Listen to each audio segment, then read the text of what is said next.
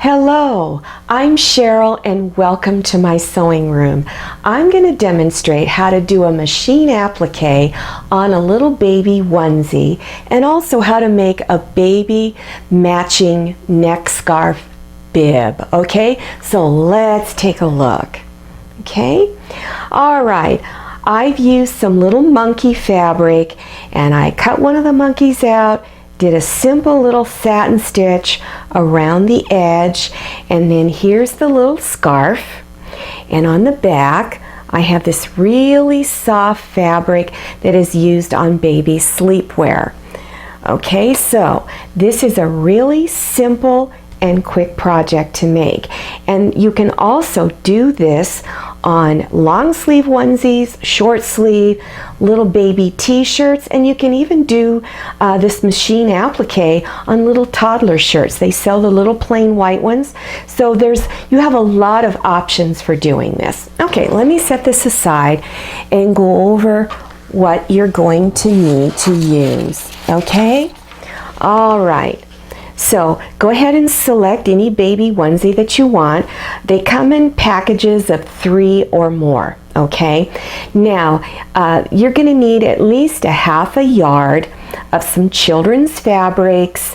You can use flannel on the back or baby sleepwear fabric, okay? Also, you're gonna need one snap or Velcro you can use to close the bib up, and then use 2-sided iron-on fusible webbing. They sell that in your large fabric craft stores.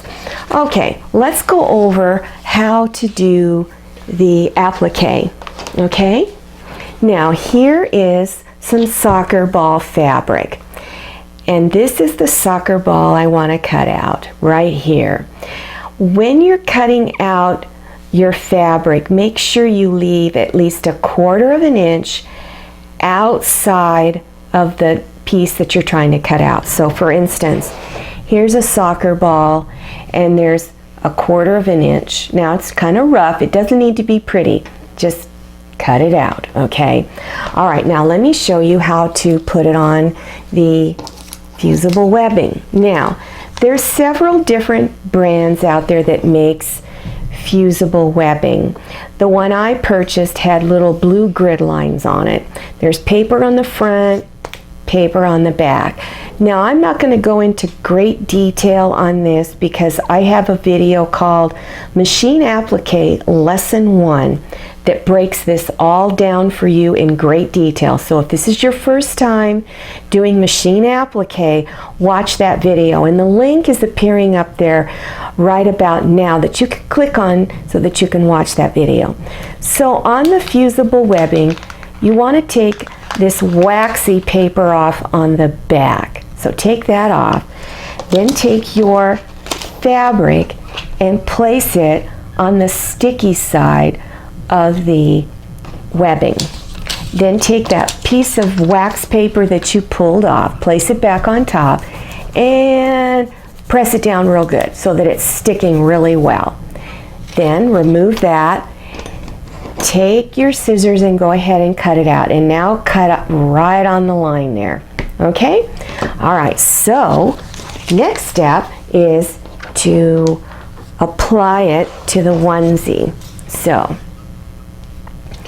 here's my soccer ball. I still got the grid line paper on the back, so you want to take that off first. And if you have a hard time getting it off, just take a straight pin and score it, and then it'll lift right off. Okay, pull that off, and now don't put it right up near the neckline because the scarf will cover that up. So place it down here a little ways in the center. Then finger press it on. Now if you didn't get it centered right, you can still pull it up because it's not permanently on yet. Now the next step, I'm not going to go into a lot of detail. You can follow the instructions on your package that tells you how to press it on. So follow those instructions because every manufacturer has a little bit different way of doing it. So follow whatever yours says. Okay, Now, once you've got that fused on, take your onesie, and now you're going to do your decorative stitching around it. Now, before you do that, put on your open-toed presser foot. Sometimes it's referred to as an applique foot. Open-toed because this way you can see where you're stitching better. Okay? So, once you've got that on your machine, now from the neck, open it up to where the back side of this is now touching the table. Okay? You don't want to stitch through both sides of the onesie. And either put underneath this a tearaway stabilizer, which you can purchase in a fabric store, or really thin paper. This helps to stabilize the fabric so that it doesn't slip and get jammed when you're doing your applique stitching. Now, if you've never done this before, my advice is to practice on some old t-shirt fabric, any old t-shirt, because t-shirts stretch a little bit, and this does stretch, so you can get the feel of what it is like to stitch on it. Then go ahead and use a small zigzag stitch or a small satin stitch around the edge. Okay? Alright, now let me go over how to make the scarf. So I'm going to show you how to make the pattern first. Get some paper, right? And you're going to draw a rectangle that is 12.5 inches long by 5 3/4 inches wide. So draw that rectangle. Then up here at the top, put a mark where it's 6 3/4 inches. Okay? Right there. Then take a ruler, place it on the 6 3/4 inch mark and the lower corner there. And then draw a line. Okay? Then move it over to the other side, put it on the 6 3/4 and down in that lower corner, and then draw a line. Okay, now right on this side of your pattern, fold line. This part is going to go on your folded fabric line. The dash lines, put dash lines on this side and this side. This indicates your stitch line. It's going to be a 1/2 inch seam. Okay, mark on your pattern, you need to cut 2. One is for the front and one is for the back. Now remember, the fabric for the back, you want to use something really soft. Then after you've got your pattern all drawn and marked up, go ahead and cut your pattern out. Okay? Alright, so now take your fabric, fold your fabric in half. Okay? Take your pattern and put it on the fold line first. Pin it down, then pin the other 2 edges. Okay, then go ahead and cut it out. So you're going to cut out one for the front, that's this my little soccer ball fabric, and then one for the back, which is your really soft fabric. Okay? Alright, now let's layer the fabrics.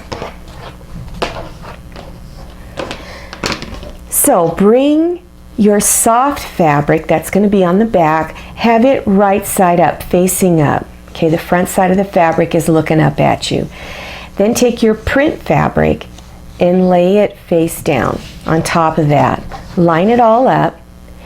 Put pins around all 3 sides, but you're going to leave an opening in here big enough to where you can kind of get your hand in a little bit. Okay?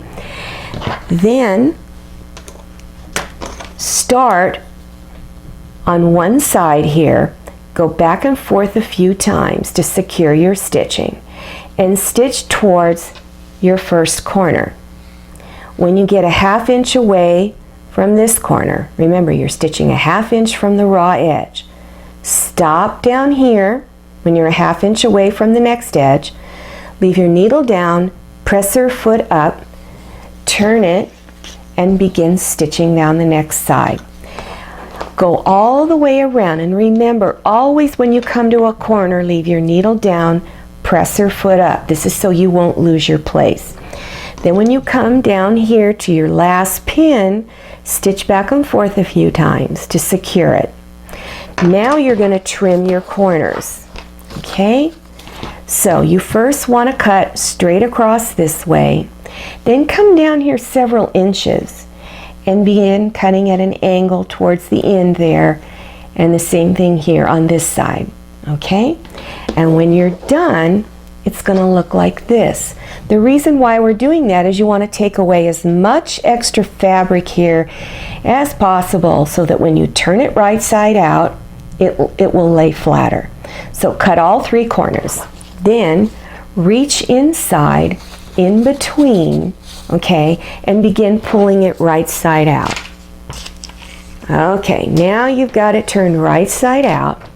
Make sure you poke at your corners to get them fairly flat. Now, don't poke too hard because you'll go right through your fabric. So don't use something too sharp. This is almost too sharp. So if you don't know what you're doing, try first with something a little duller than this and poke at it till you're used to it. Okay? Do all 3 corners. Now go to your opening. Make sure your opening is folded in a 1/2 inch. Bring both sides together and put pins along your opening.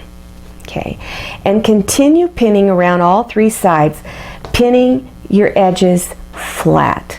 Okay, then you're going to do a top stitch around the edge. So you're going to stitch less than 1/8 of an inch all the way around all 3 sides. And I recommend that you start in a corner and then continue all the way around. Now you're almost done. You have just one more step. You're going to put Velcro or a snap. If you choose to use a snap, just follow the instructions on the package for putting the snap on. They're really easy. Okay? If you're going to use Velcro, go ahead and cut off about 1 inch. All right? Then you're going to cut off just 2 corners, a little bit on this side and a little bit on this side. All right, so here it is there. As you see, it goes in a little bit there. That's so that you can get it in closer to the corner. You don't want your Velcro, though, hanging over the edges because it could be irritating to the baby's skin. That's why I cut off those little corners. Now, the rough side of the Velcro, you're going to put on the front side of the bib, okay? And just stitch around the edge. Then turn it over onto the back, and in the opposite corner, you're going to place the soft piece there. And again, stitch around the edge. And when you're done, they just fold over like this.